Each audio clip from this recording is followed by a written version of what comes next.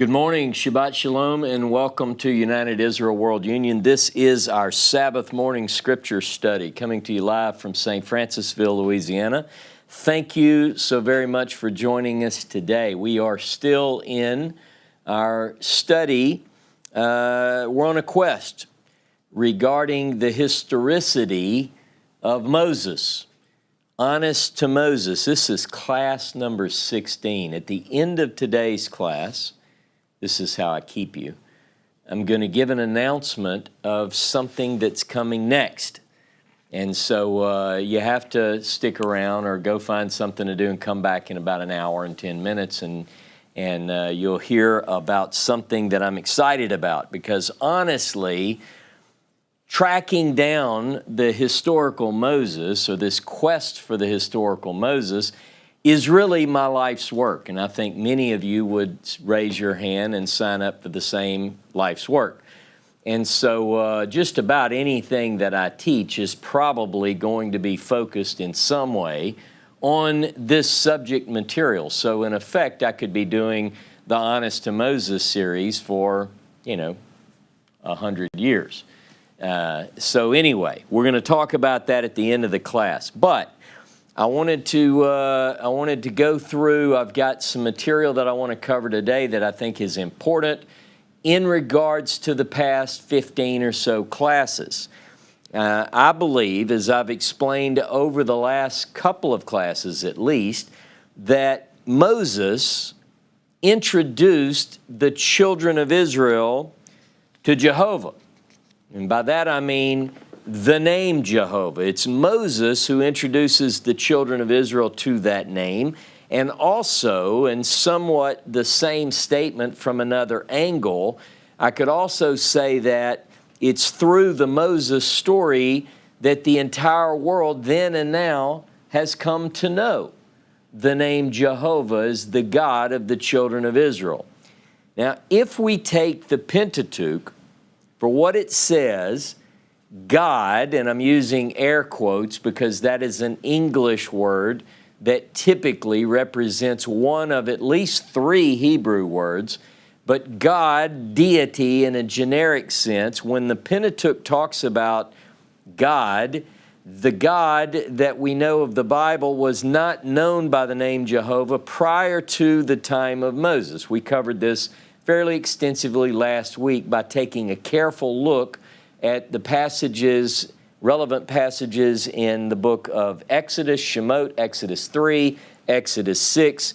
So God was not known according to these accounts prior to the time of Moses as Jehovah, or Yod-Heh-Vav-Heh, Yehovah, but rather as El Shaddai. And we talked last week about the meaning of Shaddai. And as you know, as we covered, there are quite a few options out there in terms of what the scholars believe is the etymology of both El and Shaddai, actually. But we covered that last week in the class that I titled God's First Name. Now, over the past week, having followed that trail, I gave a lot of thought to what I would do this week. So I spent a lot of time over the past 7 days looking and considering various alternative paths for the class today. What would I speak on? I carefully studied the ancient names for God according to the biblical text and ancient Near Eastern text. I really studied into the Semitic words that we know from the Hebrew as El or Eloah, Elohim, all of these words, and really got into the Semitic background on those. And what do we know from archaeology and historical documents? And there is an extensive amount of material out there to go through. So if you want to do an incredible deep dive into the names and the titles or designations for the Semitic deities, God's name or God's titles in the Levant, in the ancient Near East, just simply do a search on the origins of El or Eloah, Elohim. But I've decided today to take this in a slightly different direction than I thought I was going to go last week. And that wasn't because I had a dream or a vision. It was because my study took me in a slightly different direction.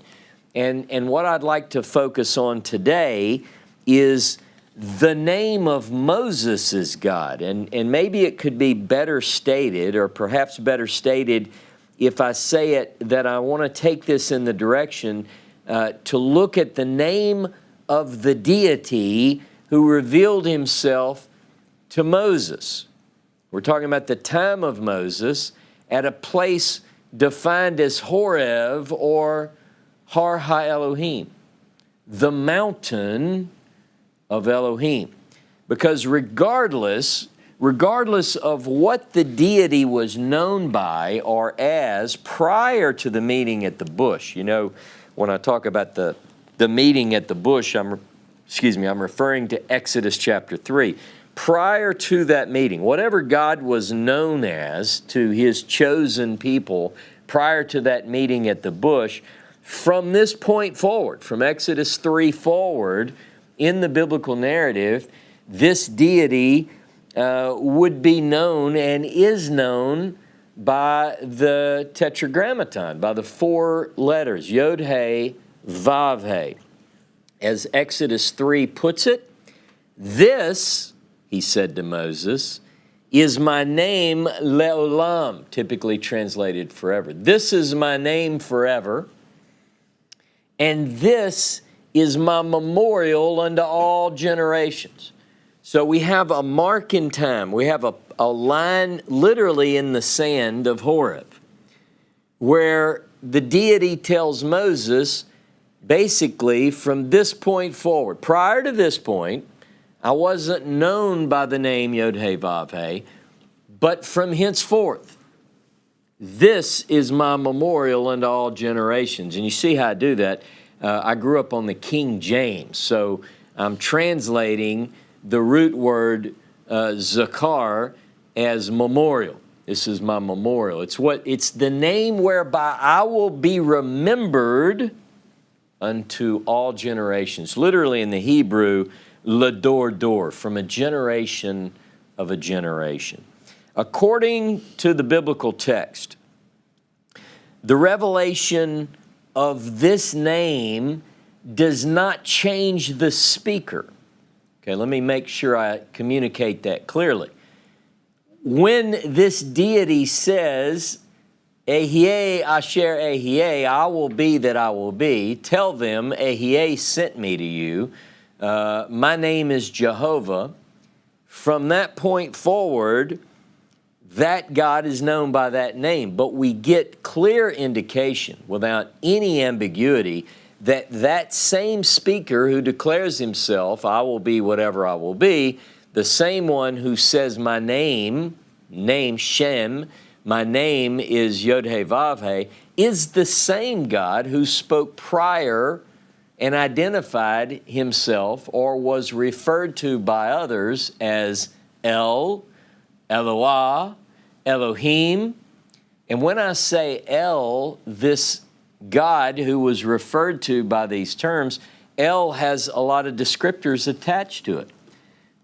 You have in the biblical text El Olam, El Barit, the God of eternity, or the God of ages, the God of covenant. El Shaddai, El Elyon, the highest El, he's known. Well, what does that imply? Does that imply that there are L's? I'm using sort of a Hebrew-English mix with a plural S. Are there L's that are lower than El Elyon? I mean, these questions come up as we study this. This particular deity calls and is called El Elohei Israel. El, the Elohei of Israel.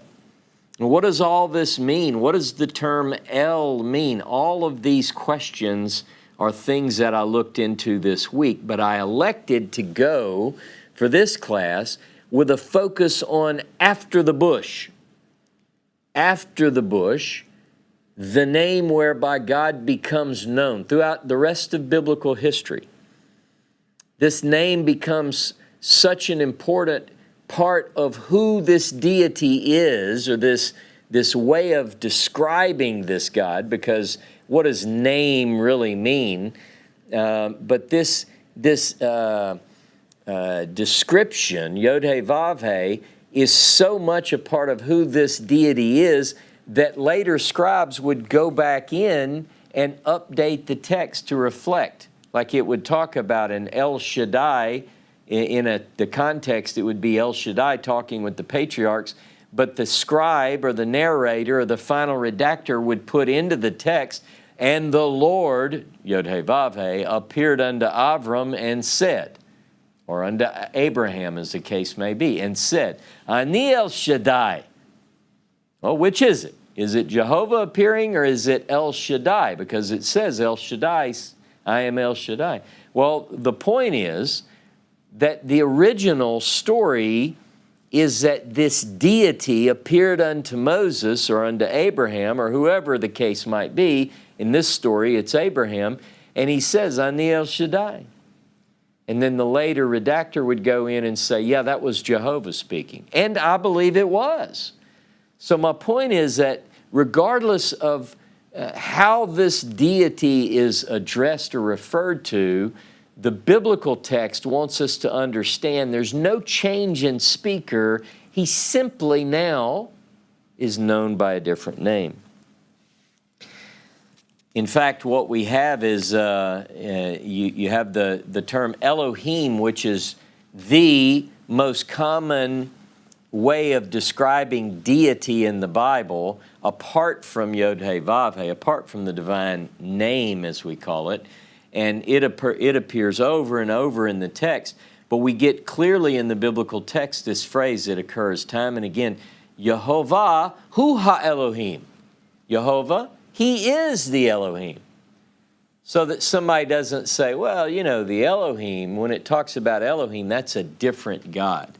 And by the way, a lot of Semitic scholars proposed that this different usages of different names indicate different deities as they were understood by the children of Israel or these other ancient people. I don't believe that. I believe that there is one Elohim, one El, who identifies himself in the time of Moses as Yod-Heh-Vav-Heh. So I want to begin once again in Exodus chapter 6, verse 3, but I'm looking at something a little bit different today, and this is what caught my eye this week as I studied. Exodus chapter 6, verse 3. Not that it was just put into my Bible, but something made me focus on this particular part of Exodus.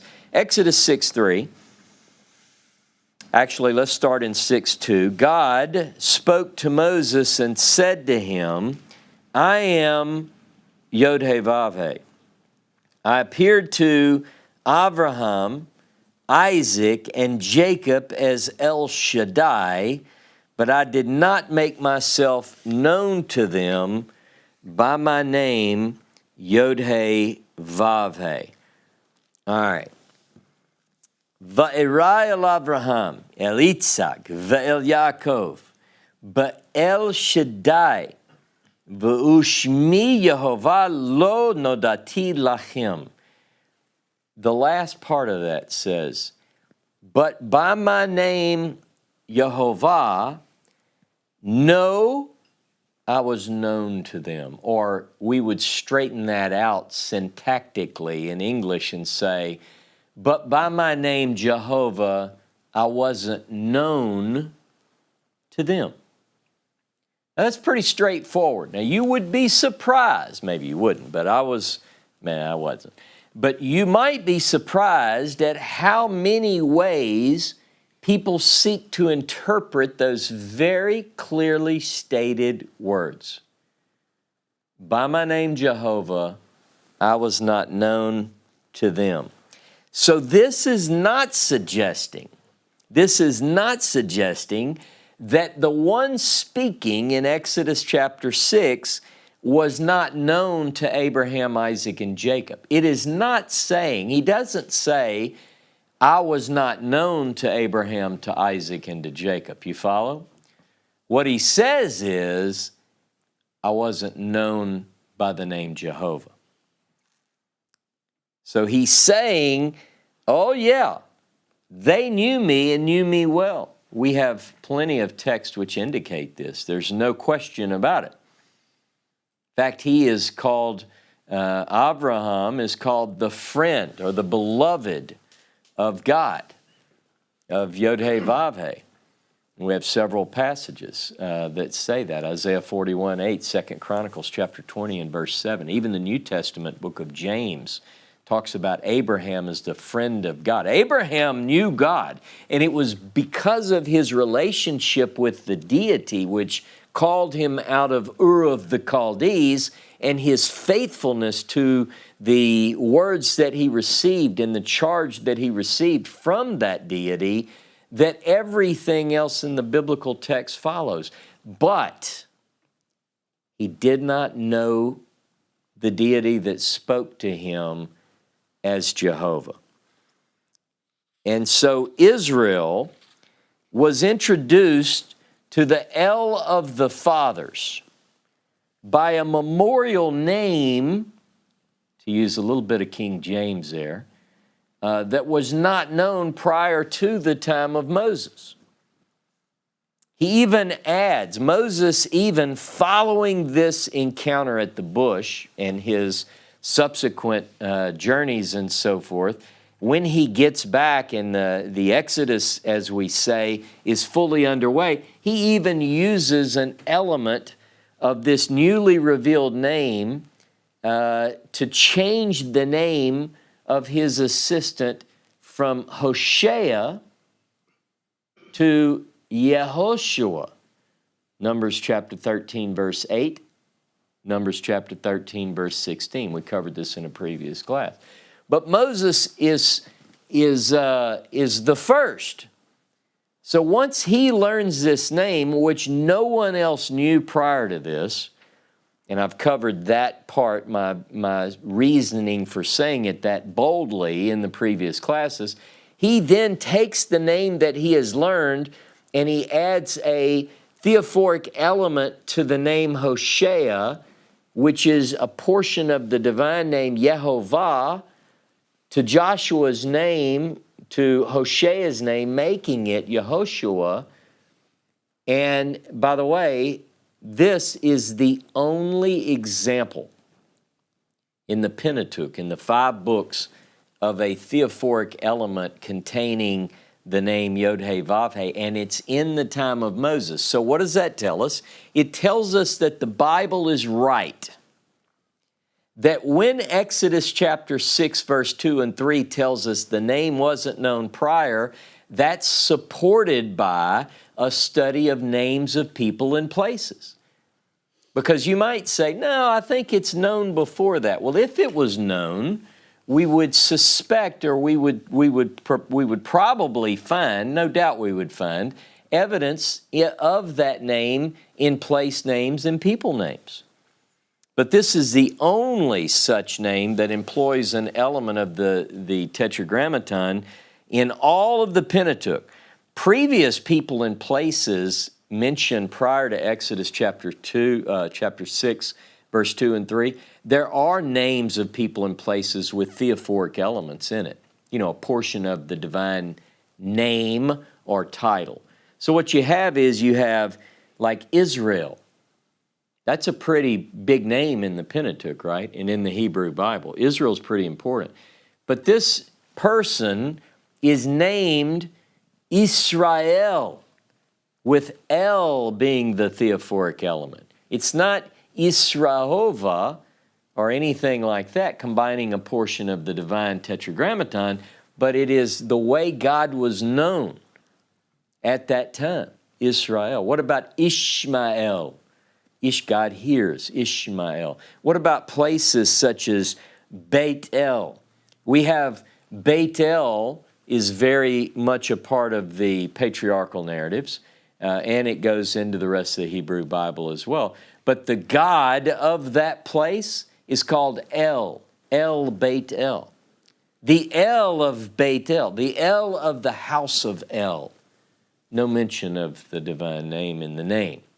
And then we have places, remember when Jacob wrestles with this divine being in Genesis chapter, the narrative of the return of Jacob beginning in chapter 31 and following, where he wrestles, chapter 32, chapter 33, where he wrestles with this divine being, and he names the place Peniel, because he's associating the place with El. So elements of the name are used, but it's the name whereby this deity is known at the time. Prior to Moses, no one knew the name Yod-Heh, Vav-Heh. But for the age, for the olam in which Moses lived, a new name was necessary. A new name was revealed. A new name was made known. In fact, as it turns out, making known of this name, of this way of defining the one true deity, is a key to the entire Moses story, particularly as it's recorded in the Bible's book of Exodus. Shemot. Exodus, Shemot means names.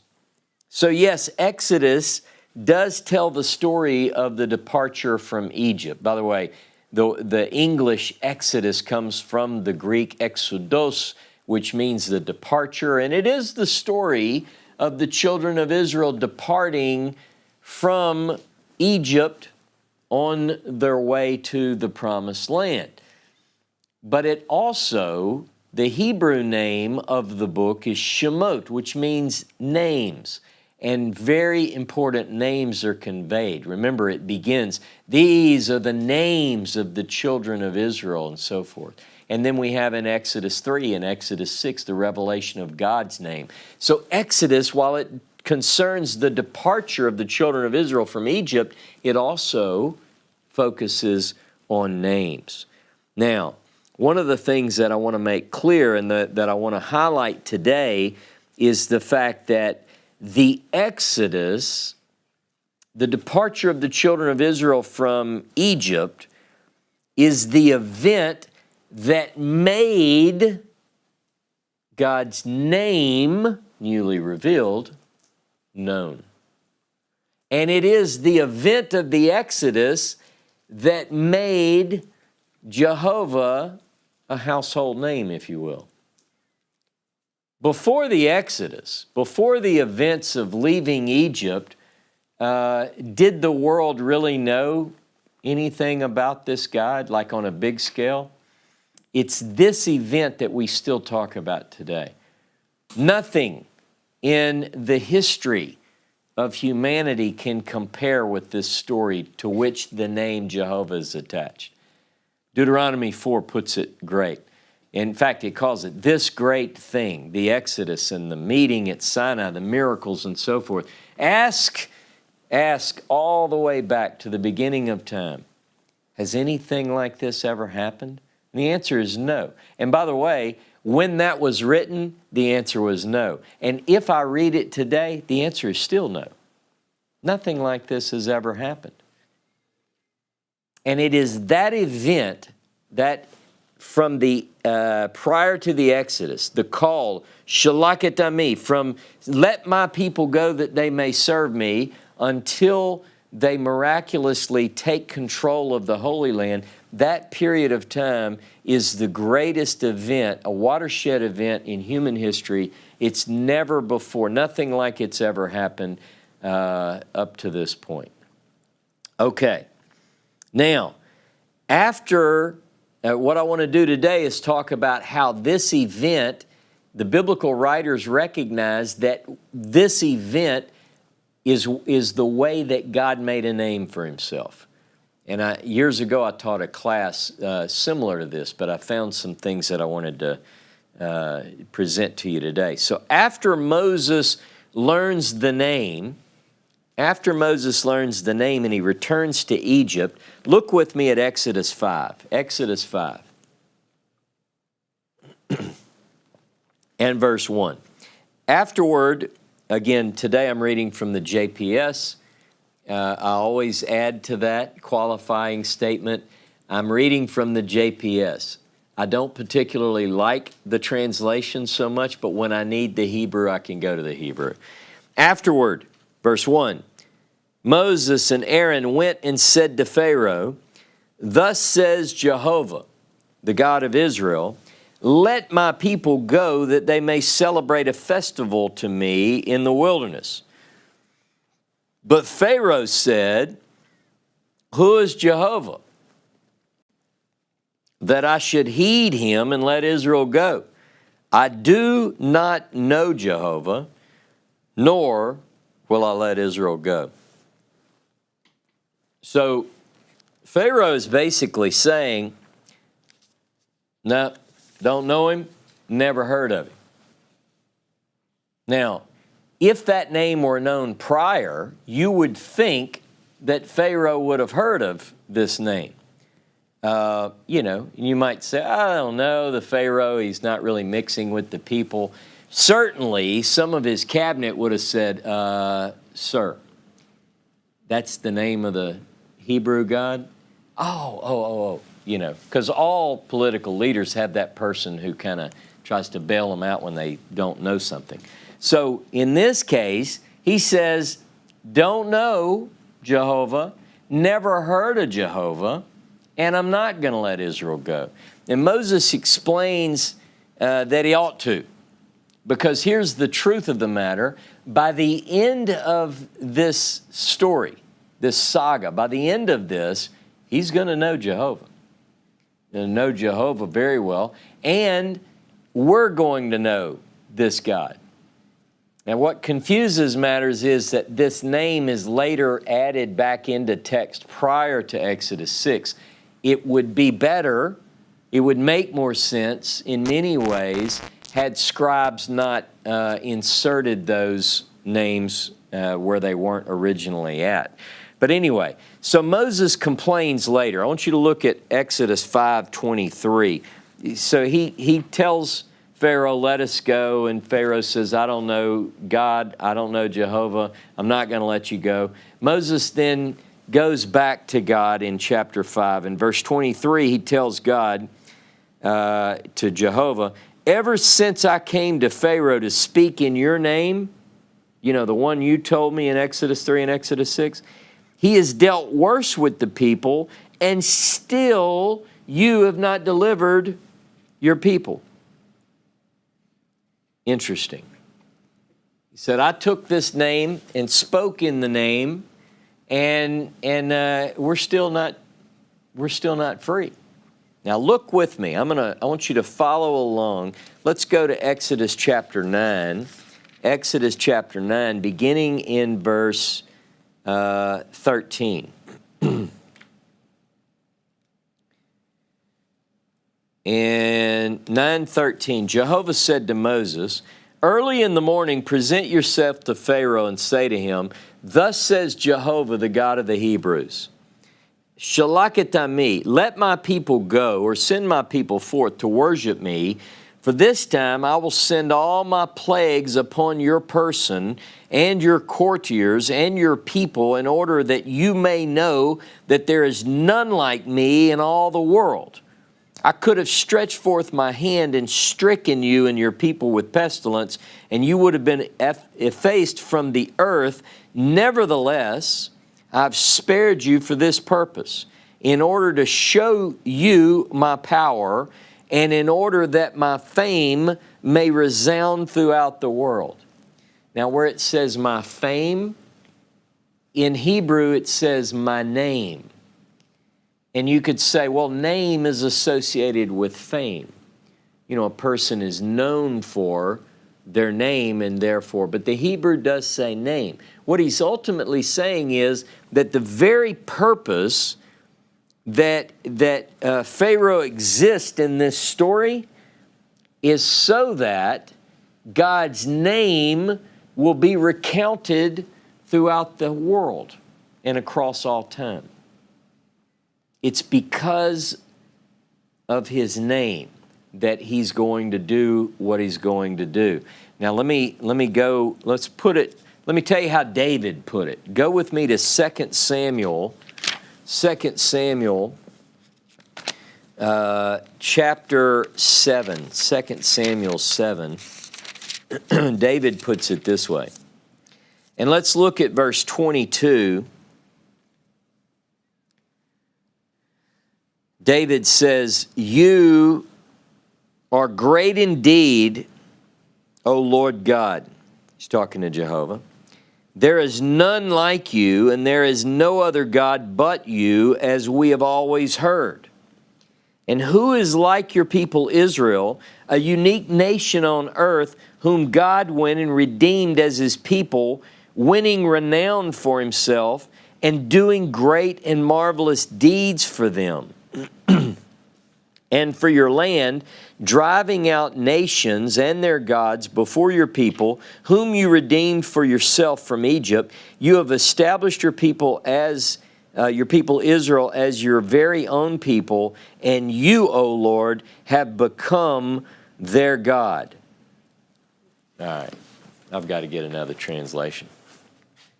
I do this to myself all the time.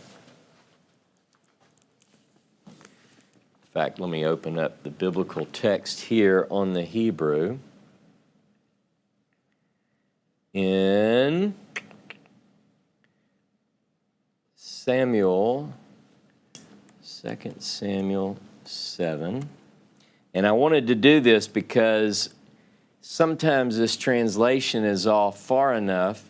Okay, listen to this. This is more accurate. Verse 23, David speaking, "And who is like your people Israel, the one nation on earth, whom God went to redeem to be his people, making himself a name." Making himself a name. Now, I'm not even sure. Does this even get close to that? Winning renown for himself is what it says here. All right? So I get the connection the translator is trying to make. He does win renown for himself, but he makes himself a name. Now, in Hebrew it says quite literally, to put or to set for himself a name. What is doing that? The events of the Exodus literally put his name on these events, right? And by these events, Israel became your people, and you became l'Elohim. You became for them for God. So the event did two things. The Exodus, when God pulled the people out and his fame became known, what happens is his name is placed before the whole world, and Israel becomes the people of Jehovah. Jehovah becomes God to the people of Israel. And that, by the way, that phrase is used repeatedly in the Hebrew Bible to indicate sort of a covenant language. Now, since I'm through with the JPS for the day, thank you very much. It's beautifully bound and has great notes. But Christian and Jewish translations sometimes are just so far from a literal rendering. Enough said on that. Go with me to Isaiah 63, and beginning in verse 11. Isaiah 63, verse 11. "Then he remembered the days of old, of Moses and his people. Where is he who brought them up out of the sea with the shepherd of his flock? Where is he who put in the midst of them the Holy Spirit, the Ruach Kadsho, his Holy Spirit, who caused his glorious arm to go at the right hand of Moses, who divided the waters before them to make for himself an everlasting name, who led them through the depths like a horse in the desert. They did not stumble, like livestock that go down into the valley. The Spirit of Jehovah gave them rest, So you led your people to make for yourself a glorious name. Now this text deals with the miracle of the Exodus, the departure and God's Holy Spirit going along with the people and the miraculous events. And notice in two texts, in Isaiah 63:12 and Isaiah 63:14, it says that he did all of this and made for himself a name. Olam and Tiferet. Olam, a name Olam, is eternal name, or unto an age. And then Tiferet is glory or beauty. So a beautiful and eternal name God made for himself because of the Exodus. Now go with me to Jeremiah, Jeremiah 32. And I want to go to verse 20. Jeremiah 32:20. You have shown signs and wonders in the land of Egypt, and to this day in Israel, and among mankind. Interesting. In other words, it's not just Israel that, right? And you have made a name for yourself, literally, v'ta'aseh lecha shem kayom. You have made for yourself a name as it is this day. The events that you did then, you made a name for yourself. You brought your people Israel out of the land of Egypt with signs and wonders, with a strong hand and an outstretched arm, and with great terror. And you gave them this land, which you swore to their fathers to give them, a land flowing with milk and honey, and they entered and took possession of it. See, again, the Exodus and the miracle thereof and the settling of the land, all of that is captured into this miraculous event whereby Jehovah made a name for himself. Look at the prayer of Daniel in Daniel chapter 9.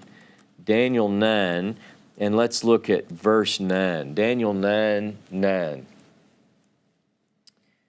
To the Lord our God belong mercy and forgiveness, for we have rebelled against him. Daniel's prayer. Daniel is praying here. And have not obeyed the voice of Jehovah our God by walking in his laws, which he set before us by his servants the prophets. And all Israel has transgressed. I'm sorry. I'm reading a little bit too early. This is the lead up. And it's all good, but I want to save a little bit of time. Look down at verse 14. Therefore, Daniel 9:14. Therefore, Jehovah has kept ready the calamity and has brought it upon us. For Jehovah, our God, is righteous in all the work that he has done, and we have not obeyed his voice. And now, O Adonai, our God, who brought your people out of the land of Egypt with a mighty hand and have made a name for yourself, as it is this day, we have sinned. So all of the pre-work that I skipped over, his prayer, his confessions is we have failed, we've behaved poorly, we've rebelled against you and so forth. But then he says, but you brought us out of Egypt and you made a name for yourself. Look at Nehemiah, another prayer, Nehemiah 9, and look at verse 9. Nehemiah 9, verse 9. And you saw the affliction of our fathers in Egypt and heard their cry at Yom Suf. Yom Suf. Some translations say Red Sea, but that's not proper. It's supposed to be a sea of reed. And performed signs and wonders against Pharaoh and all his servants and all the people of his land, for you knew that they acted arrogantly against our fathers, and you made a name for yourself as it is this day. You divided the sea before them so that they went through the midst of the sea on dry land, and you cast their pursuers into the depths as a stone by the mighty waters, etc. You see, all of these texts say that this is how Jehovah made himself a name. Prior to this, this name wasn't even known. But these events underscored the name. Who did this? Who is the God who brought Israel out of the land of Egypt? Oh, that's Jehovah. In fact, it was the event of the Exodus whereby he made a name for himself. In dozens of texts in the Hebrew Bible, the name Jehovah is affixed to a description of what he is known for. So in other words, you'll see text over and over in the Hebrew Bible where it says, for instance, I am Jehovah who brought you out of the land of Egypt. You know, it's like a part of the name. It's connected. I'm the God. This is what I did. I'm Jehovah. I brought you out of Egypt. In fact, the canonical version of the Bible, Exodus chapter 20 and Deuteronomy chapter 5, the 10 words, the covenant, written on stone, how does it begin? Anochi Yehovah Elohecha. I am Jehovah your God. How does it go? Who brought you out, right? From the land of Egypt, from the house of bondage. So this is presumably written on the 10 Commandments. I am the God who brought you out from the land of Egypt, the house of slavery. So an accurate picture, an accurate biblical picture, is that the God of the fathers, known early in the text, in the patriarchal period, as El, the God known as El, whatever that means, revealed a previously unknown name to Moses in Moses' time, and then made himself known by that name to the Israelites, and not just the Israelites, to the Egyptians as well. And not just the Israelites and the Egyptians as well, but throughout history from that point on. After Exodus 3, the story at the bush, Jehovah is the name of the deity. Now, I did a search this week. There's a phrase, Ki ani Yehovah, translated generally, that I am Jehovah.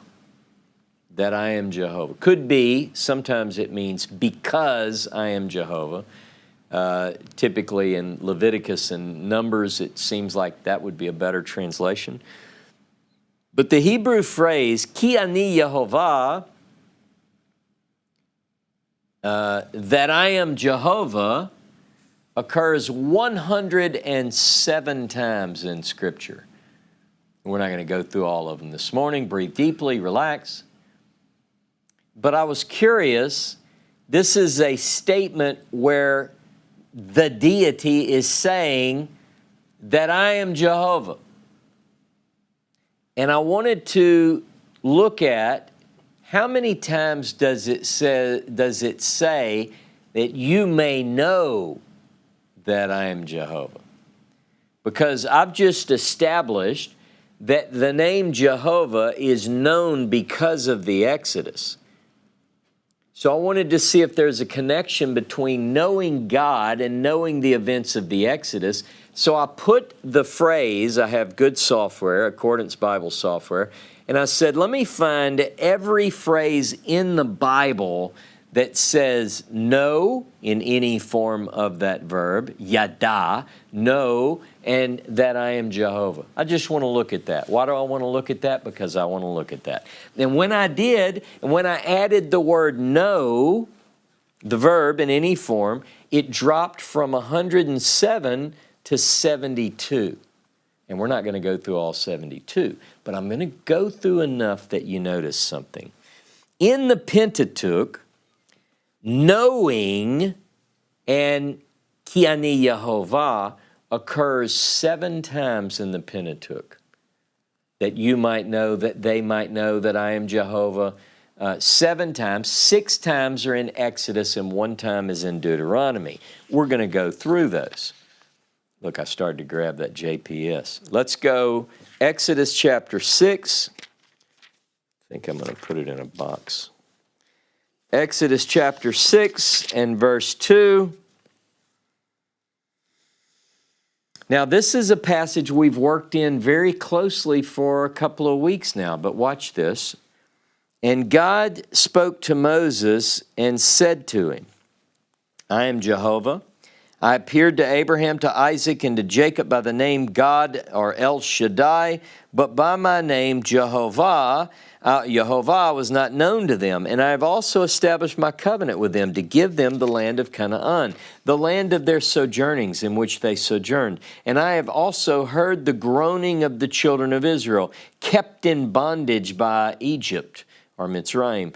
And I have remembered my covenant. Therefore say to the children of Israel, Ani Yehovah, I am Jehovah, and I will bring you out from under the burden of Egypt, and I will deliver you out of their bondage, and I will redeem you with an outstretched arm and with great judgments, and I will take you from me to me for a people, and I will be to you for a God. And you shall know that I am Jehovah your God, who brings you out from under the burdens of Egypt. And I will bring you the land which I swore to give Abraham, Isaac, and to Jacob, and I will give it to you for a heritage. I am Jehovah. Notice in this particular passage, it says, and you shall know that I am Jehovah. And you shall know that I am Jehovah. He's speaking to the children of Israel there. So the children of Israel will know that that the God of their fathers is now Jehovah. And how will they know that? Because of the Exodus. Because God made a name for himself with this. So they're going to know that. Now, look at Exodus chapter 7 and verse 15. Exodus 7. Verse 15. Get you to Pharaoh in the morning. Lo, he goes out to the water, and you shall stand by the river's brink to meet him. And the rod which was turned to a snake shall you take in your hand, and you shall say to him, Jehovah, God of the Hebrews, has sent me to you, saying, let my people go that they may serve me in the wilderness. And behold, till now you would not hear. Thus says Jehovah, in this you shall know. Ki Ani Yehovah. What's going to cause him to know that Jehovah is the God? Watch. Behold, I will smite with the rod that is in my hand upon the water in the river, and it shall be turned to blood, and the fish that's in the river shall die, the river shall stink, and so forth and so on. So the point is, Pharaoh, by the events around him, in the world in which he lives and governs and reigns and is thought to be in control of things, is going to fall down around him through these miraculous events of the Exodus at the hand of Moses and Aaron as proclaimed from Jehovah. So the idea is that God's going to act against Egypt, and Pharaoh will know, there's our verb know, make known, we're making known God in these events. Ki Ani Yehovah. Look at chapter 8 of Exodus. Exodus 8. And by the way, I'm only focused in the Pentateuch because all throughout the Bible, this idea of knowing Ki Ani Yehovah is tied not only in this event, but prophetic events as well. But I'm focused on the Pentateuch right now, and the Exodus from Egypt. So look at Exodus 8, verse 16. It says, and Jehovah said to Moses, rise up early in the morning and stand before Pharaoh. Lo, he comes forth to the water, and say to him, Moses interrupts Pharaoh's bathing. We assume he's bathing or going to the restroom. But either way, Moses always interrupts him. And say to him, thus says Jehovah, let my people go that they may serve me. Else, if you will not let my people go, behold, I will send swarms of gnats upon you and upon your servants and upon your people and into your houses, and the houses of Mitzrayim or Egypt shall be full of swarms of gnats, and also the ground on which they are. And I will separate in that day the land of Goshen, in which my people dwell, that no swarms of gnats shall be there, to the end that you may know that I am Jehovah in the midst of the earth. Or that I, Jehovah, am in the midst of the land. Like I'm here, present. He tells him, no, you're going to know. Pharaoh, you are going to know. You personally will know. Yada. Ki ani Jehovah in the midst of the earth. Chapter 10 of Exodus. Chapter 10. And let's just read verse 1 and 2. Exodus 10, 1 and 2. And Jehovah said to Moses, go into Pharaoh, for I've hardened his heart and the heart of his servants, that I may show these my signs before him, and you may tell in the ears of your son and of your son's son what things I've done in Egypt, and my signs which I've done among them, that you may know Ki ani Jehovah, that you may know that I am Jehovah. See? And it goes on, and it talks about Moses and Aaron went to Pharaoh. Again, when your children ask about the events of the Exodus, you're going to tell them. You know, God made himself known at that time. And look at chapter 16, Exodus 16. Exodus 16 and verse 11. And it says, and the Lord and Jehovah spoke to Moses, saying, I've heard the murmurings of the children of Israel. Speak to them, saying, at evening you shall eat meat, and in the morning you shall be filled with bread, and you shall know that I am Jehovah your God. Another miracle takes place, the miraculous feeding of the quail. Remember the story? And at this time, that miracle too is going to let the children of Israel know that Jehovah is the one acting in history. Now, look at Exodus 29. Exodus 29 and verse 45. Exodus 29, 45. And by the way, this starts off, it's talking about, it's talking about the tent of meeting. And it says in verse 45, and I will dwell among the children of Israel and will be their God, and they shall know that I am Jehovah their God that brought them out of the land of Egypt, and that I dwell among them. Again, another connection, the knowing and the associating of Yod-Heh-Vav-Heh, the name that wasn't known prior to the time of Moses, is now known as the God who brought the children of Israel up out of the land of Egypt. And there's one more in the book of Exodus I want to look at, but I won't go deeply into it. But look at Exodus 31:13. Many of you know this verse. It's about the Sabbaths. Look at verse 12. And Jehovah spoke to Moses, saying, speak also to the children of Israel, saying, verily my Sabbaths you shall keep, for it's a sign between me and you throughout your generations, that you may know that I am Jehovah who sanctifies you. And you shall keep the Sabbath, therefore, for it's holy to you, and so forth. Interesting that the Sabbath and the sign of the Sabbath is also associated with God being known through the Exodus period and so forth. Leviticus and Numbers have also the phrase, Ki ani Jehovah, but not associated with the knowing of God through the Exodus. I wanted that to be pretty clear.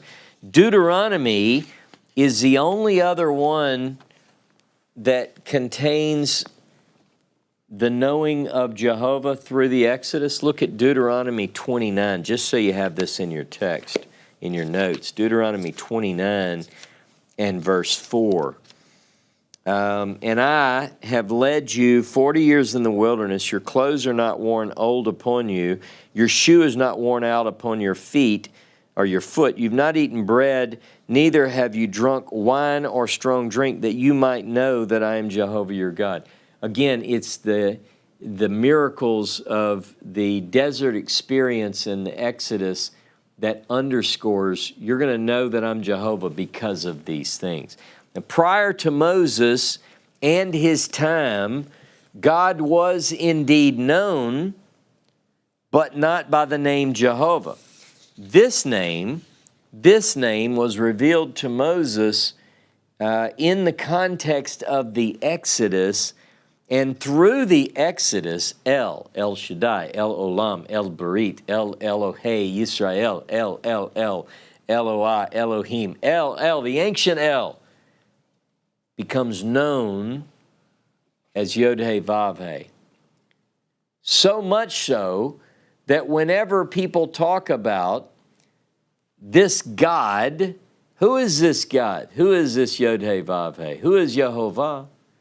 Jehovah, Hu Ha-Elohim. He is the Elohim. He is the God who saved Israel out of the land of Egypt. He says himself in writing, Anochi Yehovah Elohecha. I am Jehovah, your Elohim. He becomes known not only in the context of the Exodus, through the Exodus, El becomes known as Jehovah, not only to Moses, but to the Israelites and to the Egyptians and to the entire world. Right? To this day.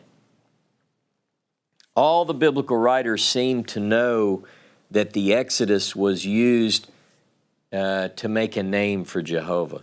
A greater part of the life and times of Moses centers around the Exodus. So think about this. It's covering the 5 books. The Pentateuch covers the 40 years. 40 years are spent, let me put it this way, between Exodus 3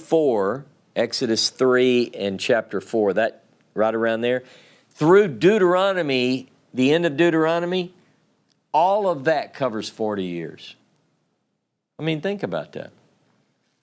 From the time that Moses goes to say, let my people go, that's most of the Pentateuch.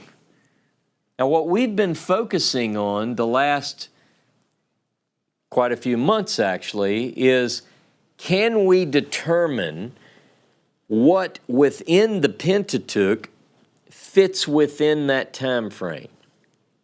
You know, the time of Moses, roughly. Exodus chapter 3 through Deuteronomy chapter 34.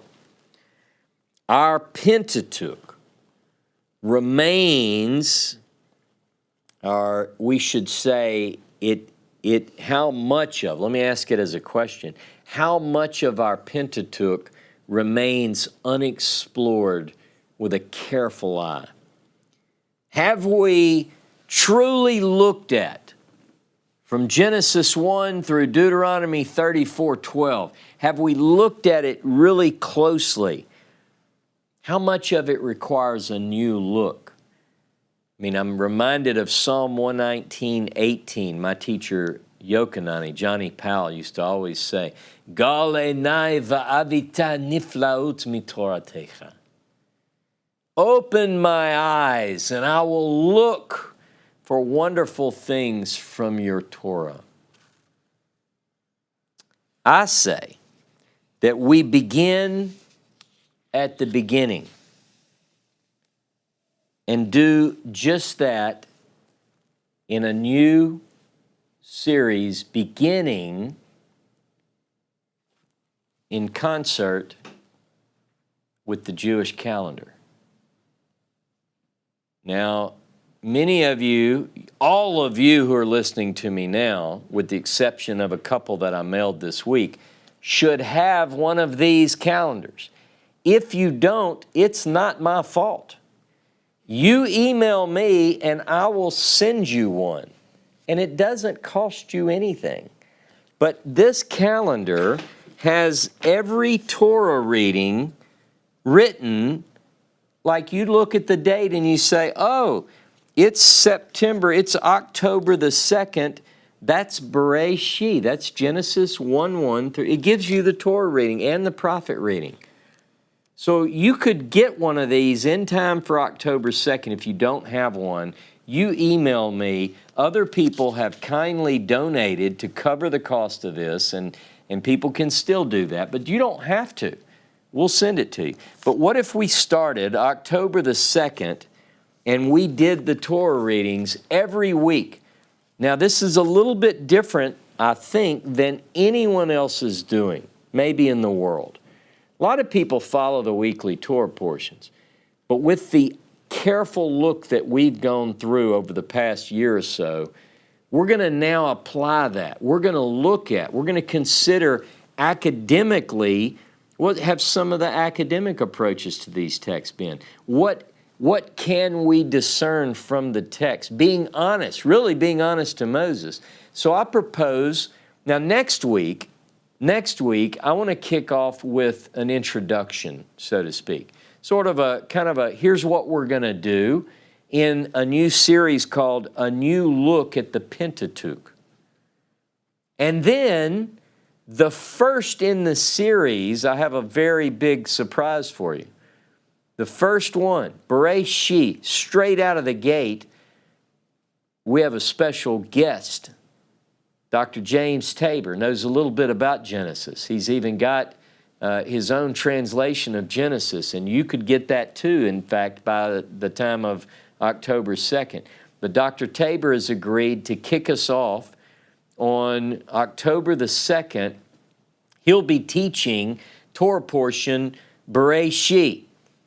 And so you can log on wherever you're at and hear that class. This next Saturday, I'm going to introduce the subject of our new series, but you don't want to miss a single one of these classes, because in a period of a year, we will go through the entire Pentateuch, carefully going through from Genesis 1 through Deuteronomy 34, verse 12. Gala einai va'avita niflaot mitoratecha. Open my eyes, and we'll look for wonderful things in your Torah. Join us next Saturday. Shabbat Shalom, Shavua Tov. Have a beautiful week.